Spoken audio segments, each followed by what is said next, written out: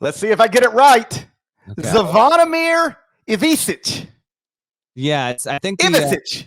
Ivisic. I think it's Zvonimir. Ivisic. So like the Z and the V, they really just it's a slick on ramp there. Zvonimir Ivisic. Yeah. Zvonimir Ivisic. Norlander, you know I ain't got much use for an 18-minute read, but I'll tell you one thing. Yeah. I do love it when you put a pronunciation in the second paragraph. And that column was a solid 4-minute read, my man. No. I got through the whole thing. I just wanted to compliment you because the first thing when I see Zvonimir Ivisic. Zvonimir Ivisic. Let's try. You know what? Let's try this again. Zvonimir. Not Zvon. It's Zvon. It's Zvonimir. Zvonimir Ivisic. Zvonimir Ivisic. There we go. Zvonimir Ivisic. There you go. This is harder than you think from Mississippi. The column says, just call him Big Z. Big Z. Hey, I was thinking about going with what? ZI. Why? Like KD.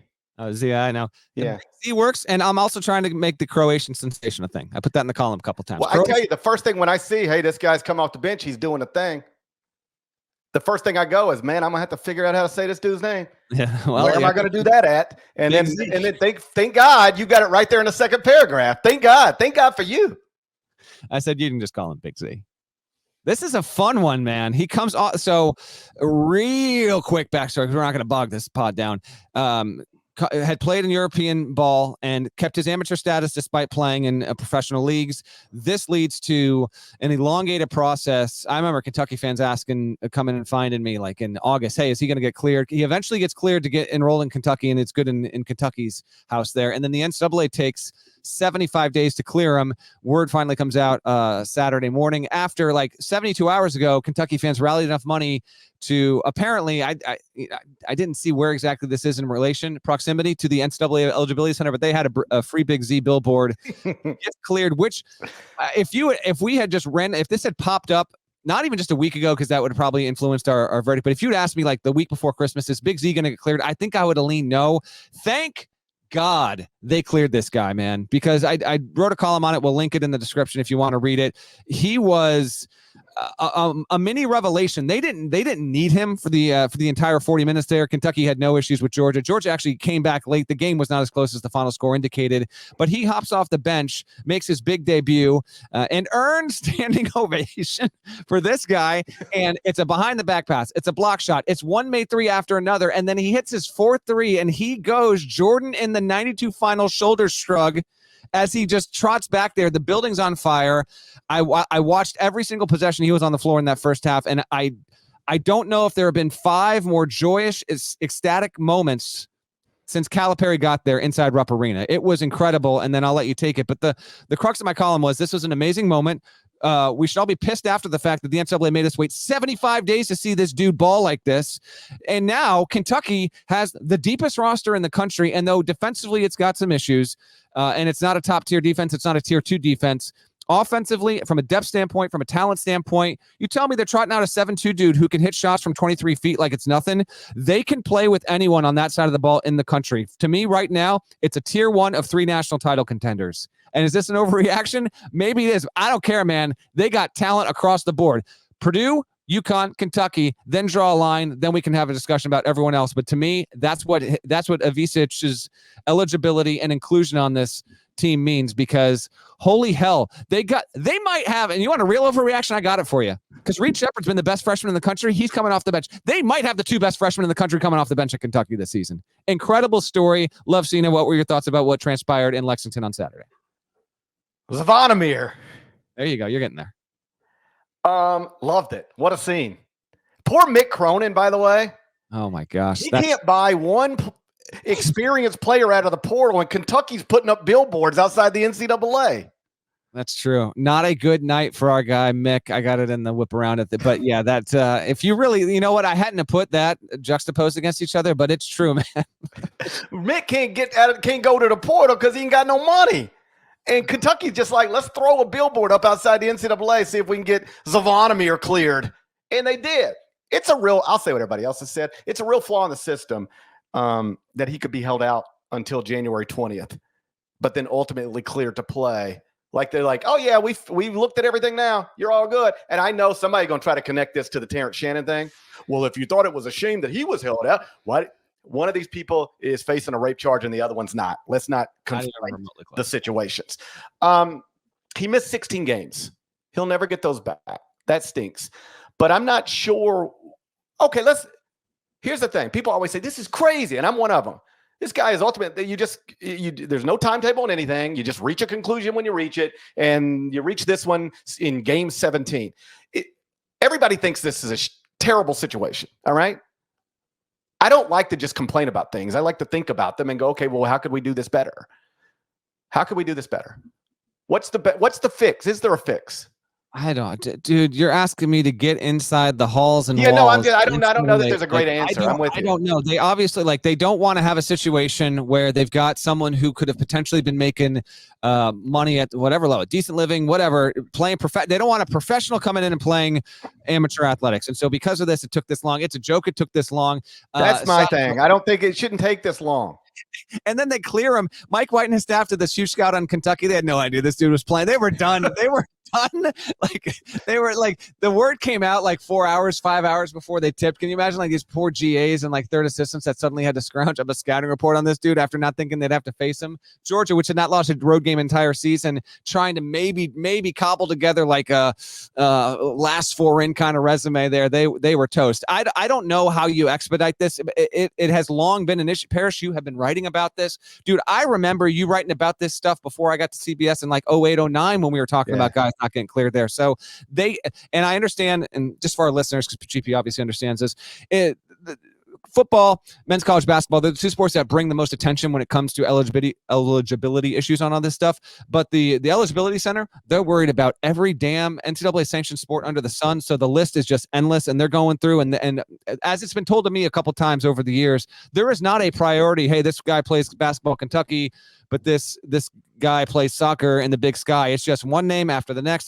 We get to it when we get to it, and we got to dig in. But that being said, at a certain point, Charlie Baker, as NCAA president, I'm sure he would agree with this, even though he doesn't have anything to do with this case altogether. You can't allow a season to drag literally into the second half of a campaign and not have answers here. That did happen here. It worked out well for Kentucky, and as a benefit now, the ceiling has been raised, and we might have one of the 5 most entertaining players in the sport that quickly. We'll see if he can be consistent. I want to be clear about this. I had a line about that in the column. We'll see if 3 games in, then 7 games in, then 13 games in, if he's really going to be that kind of guy off the bench. But I'll just tell you right away, immediately, ball of fun, can shoot it, good passer, little flat-footed, but what he brings to them is another really good big. And yeah, Kentucky, hello. They were already a fun, good team. And now, again, the defense is an issue. We'll save that for a different show because they got to clean up a lot of stuff there. But on the offensive end, holy hell, man. They are really coming together, and credit to Calipari because he's built himself quite an interesting roster. He's never had one quite like this. When he first became a prospect in the sense that, hey, here's this guy and it looks like he might come to college. I asked a couple of people about him, is this somebody that should be on I will tell you, the initial reports I got, for lack of a better word, were yeah, he's talented, but it was not whoever gets him has got an All-American. Listen, he might not be. We're poking fun, but all I know is it's Kentucky hoops. This dude stepped on the floor and looked like he was college hoops as Jokic. Okay, that's what it was. It was what is going on here? Hey, I hope he is. And everything I saw on Saturday was encouraging. I'm just wondering. I'm not predicting. Is that as good as it ever gets? And maybe not. Is that as good as it ever gets? But he might just settle into.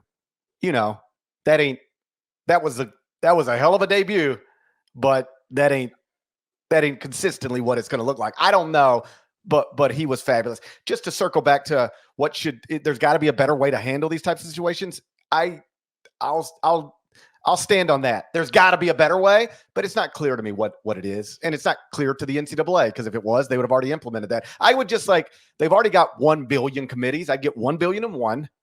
And I'd form a committee to try to figure out, is there a better way we can do this? Because a guy who at least looked in limited minutes on Saturday like he could be one of the more enjoyable players in the country just missed more than 2 months of the season while we were trying to determine whether he should be allowed to play or not. Is there a better way to do it? For Kentucky, that's what I think They should. That's a question that should be asked among people who have the power to actually do something about it. Yeah.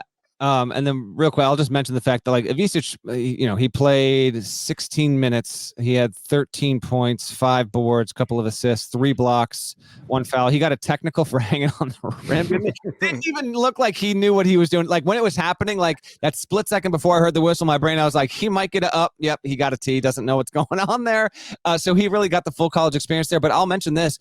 Antonio Reeves, he had 21. Trey Mitchell had a game-high 23. DJ Wagner had another really good game. So it's the pieces around him that are coming together. And then Nada, throw this up on the screen real quick. I love this. I don't know if you saw this, but Antonio Reeves, who is really putting it together as of late, he's a part of this huge win. Kentucky's had 90-plus points in like 4 straight games. The offense is incredible. Our dude hits up the local bowling alley with his you got to kind of pinch in there if you're watching on video here. That's him at the counter. He's bringing bowling bag in hand. I love the fact that one of the better players in the SEC is a parent. This is like an hour and a half after the game ends, Parrish. I love it. Antonio Reeves, dude, literally, dude. I want to know if he's watched the Big Lebowski. Big time stuff. I love seeing that pop up late on Saturday night. You get a huge win, and you're like, guys, no. We're getting to the lanes. Over the line. Love it. What do they call it when you go bowling, but they turn out all the lights and they play music real loud? I think that's called global. That's not good. It was definitely not global in Memphis. They turn off the lights. Something else. Someone in the chat help us. But they turn off the lights and play what? It's like strobe lights and lasers, and then they play loud music, and it's called something bowling. We're going something bowling, but I don't know what it is. Okay, I keep wanting to say cyber bowling, but I think I'm just thinking of cyber bullying. I think I'm thinking of cyber bullying. I thought it was glow bowling. I don't know. It's not go bowling. It's not go bowling. Glow bowling. Yeah, no, I know. It's not glow bowling. That's cosmic bowling. Cosmic bowling. Cosmic bowling. That's it. It is. Okay, there we go. Cosmic bowling. Special shouts to Brady. That's exactly right. I only go cosmic bowling. Okay. That's what I wanted to say. That's why I took us through that entire exercise. So I could say I only go cosmic bowling. All right. Cosmic bowling. Here we go. Love it. Good stuff on you, Kentucky. Well, they got a roadie against South Carolina Tuesday night. We'll get to that at the end of the show. I did move Kentucky into the top 10 of the top 25 and 1. I was certain Kentucky fans would be thrilled. I thought they'd be like, GP, you got us in the top 10. I thought they'd be thrilled. You did not. You were dead on arrival on that one. I was. They're not thrilled. Come on, man. They're not thrilled. And I thought they'd be thrilled because there's not a single computer that has Kentucky in the top 10, and there's not a single way to look at what Kentucky's done since the season started on November 6th and say that's a top 10 resume in the country. The only way you get Kentucky into the top 10 right now is if you just say, "Ooh, buddy, I like their players." And I do. So I know I do too. I do too. That's why I've got Kentucky in the Final Four. I like their players too. But at this point in the season, as I've said a million times, I'm more interested in ranking you based on what you've done than based on what I think you might be able to do if you really get it going. All right? Yeah. So I want you to, just as an exercise, because you're a smart guy, you follow the sport closely. I know Kentucky fans will appreciate this. I want you to make the case for Kentucky as a top 10 team right now, but you cannot use a phrase similar to, I just think they're really good, I just think they have great players, or go Big Blue. You put me on the spot right now? Yeah. Making the case. Okay, while you're looking at it, I will hit you with a trivia time. Can I hit you with a trivia time? Hit me right now. Trivia time. Yeah. There is only one team in the entire top 20 of the top 25 and 1 with fewer than 5 wins in the first 2 quadrants and a quadrant 3 loss also on the resume. Can you name that team? It's got to be Kentucky. Oh, you're so smart. The only one. Yeah. Only one in the entire top 20. Again, since it's a Sunday and people listen to this on Monday as the AP poll continues to refresh every Monday, a reminder, I bring this up just for our listeners. Parrish is building out his top 25 and 1 from a resume perspective. It's more built like a bracketology than a in the moment power ranking, which tends to be what the polls are. Kentucky, in terms of how it's playing, it has 1 loss since December 2nd. If I was doing the power ranking, shouts to David Cobb for taking over that this season, I would have Kentucky top 10 because it is trending that way, including a win over a North Carolina team that registers as top 5 level right now. That's a good one. That's why I would have them top 10. It really is the win over UNC, which continues to age well.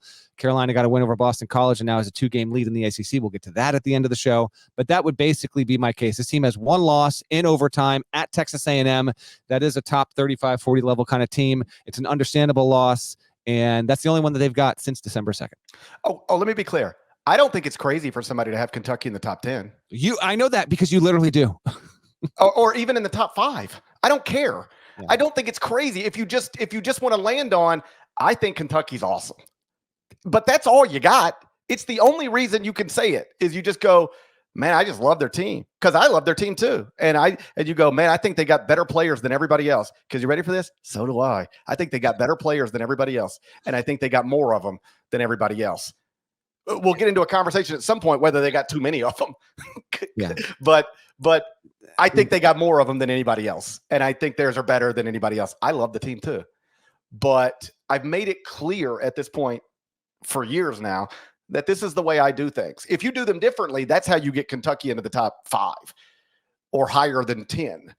But and that's the thing. I'm not saying any of this to say it's crazy if you don't think Kentucky it's crazy if you think Kentucky should be higher than 10. I don't think it's crazy if you think I just think it's crazy if you can't understand why Kentucky is 10.